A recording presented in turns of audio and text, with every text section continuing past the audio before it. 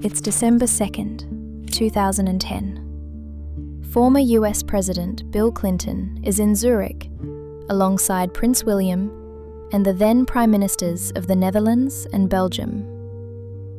Tying them together is billions of dollars, centuries of diplomatic leverage, and the full weight of their nations behind them. But none of this will seem to matter, because the fate of 2 World Cups was never within their grasp to begin with.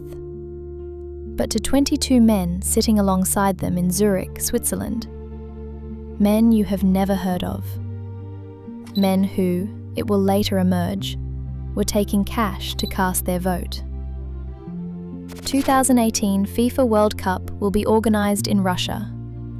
2022 FIFA World Cup, Qatar. FIFA President Joseph S. Blatter announced the result of the FIFA Executive Committee's secret vote in Zurich's Messe. Somewhere in that crowd, the paper trail begins. But to understand what happened in that room, we have to go back.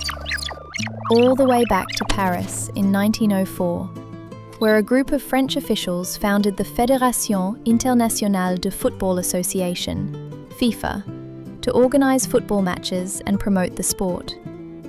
Around this time, football was a sport loved by many in Europe and Southern America, with nations already playing against each other. In 1930, inspired by the Olympics, they launched their own tournament, the first World Cup. Out of 44 member countries at the time, only 6 placed bids.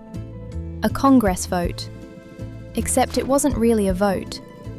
Uruguay got the parking ticket after winning the Olympics twice in 1924 and 1928, hosting the first World Cup with 13 teams from across the world. It wasn't long, Uruguay beat Argentina, winning the World Cup they hosted.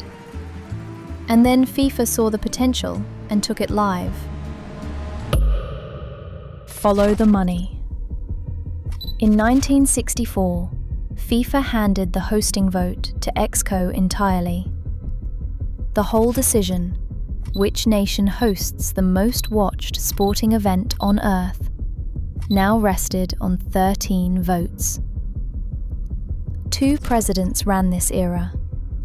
João Havelange, elected in 1974, treated tournaments like an auction for the highest bidder. His successor, Sepp Blatter, institutionalized it, funneling bribes to ExCo members through a financial assistance program. In exchange, they kept him in power. By 2006, a pattern had formed.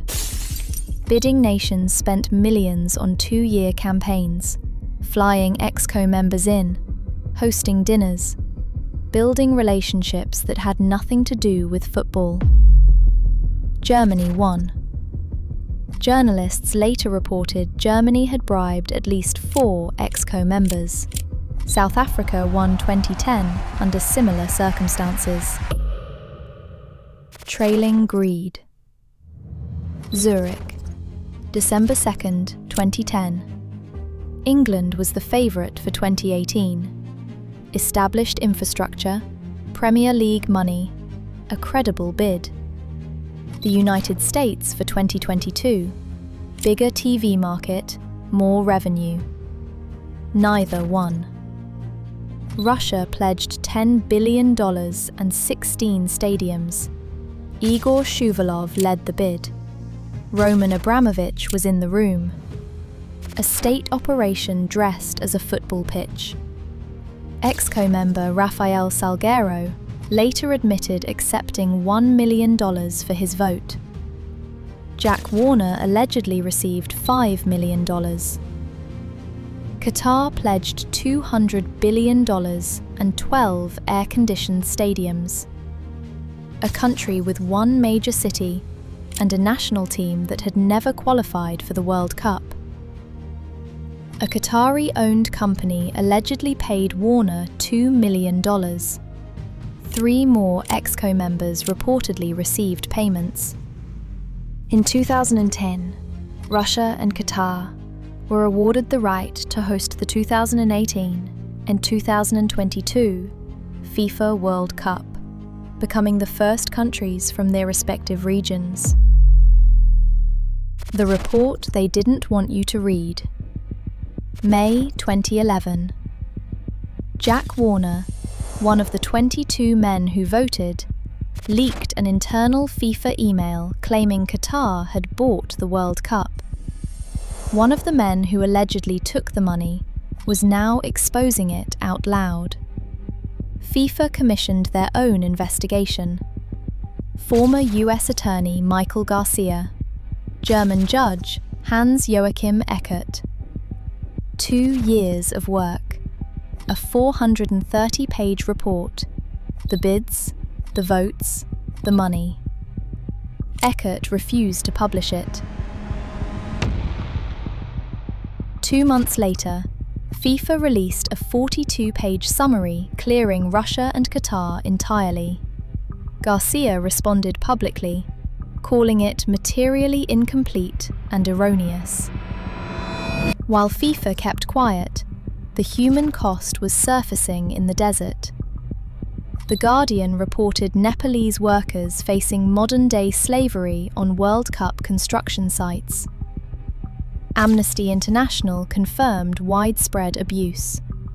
By 2016, abuses were still ongoing.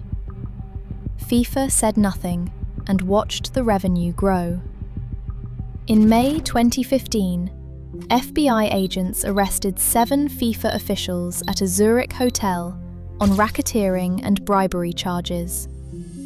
Of the 22 men who voted, 13 were eventually indicted, convicted, or banned, including Warner and Blatter.